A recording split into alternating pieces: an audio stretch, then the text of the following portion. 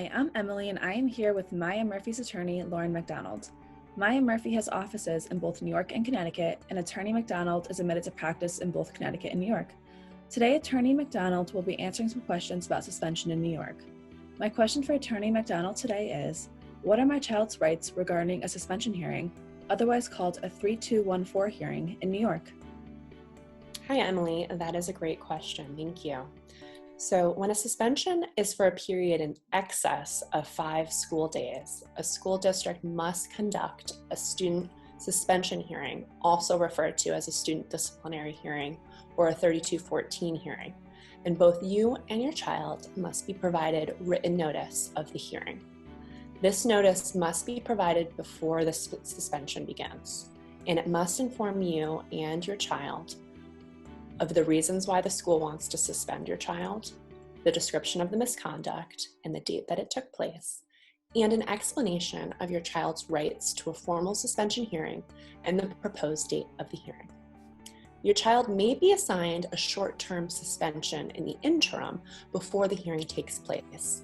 However, this can only be up to 5 days while they're waiting for the hearing date. If your child is suspended for 6 days or more, without having the formal suspension hearing, he or she may be eligible to return to school pending a hearing. Now, if your child does not wish to contest the charges against him or her, they can choose to waive their rights to a hearing by entering a no contest plea or signing a written waiver. However, it is important to note before you or your child sign any type of document with the school district that you discuss your rights with an attorney, so that you can make an informed decision about what you're waiving. If you and your child do decide to contest the alleged misconduct, at the suspension hearing, your child has the right to representation of counsel, the right to question their witnesses, the right to remain silent, and the right to present their own witnesses and evidence. Now, the hearing officer at the suspension hearing is authorized to administer oaths and to issue subpoenas if they choose to. Also, the suspension hearing must be recorded, either through audio recording or by written transcript. After the parties have presented their witnesses and evidence at the hearing officer will make findings of fact and recommendations as to the appropriate measure of discipline to the superintendent.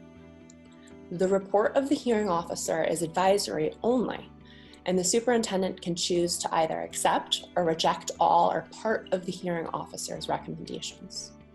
The Board of Education may then adopt in whole or in part the decision of the superintendent.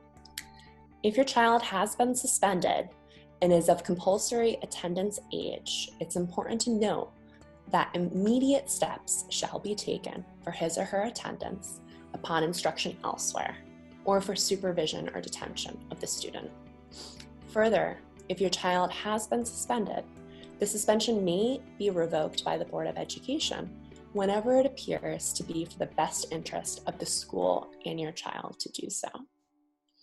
The Board of Education may also condition your child's early return to school and suspension revocation on your child's voluntary participation in counseling or a specialized class like anger management or dispute resolution.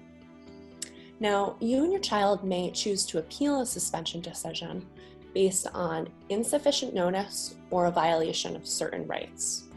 The only evidence that may be presented during an appeal is the record from the suspension hearing, the 3214 hearing. So it's very important to make sure that you present all relevant evidence at that hearing.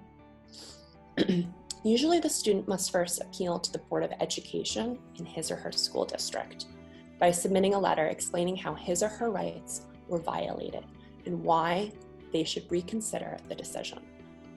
If your child loses an appeal to the Board of Education, he or she may then appeal to the State Commissioner of Education.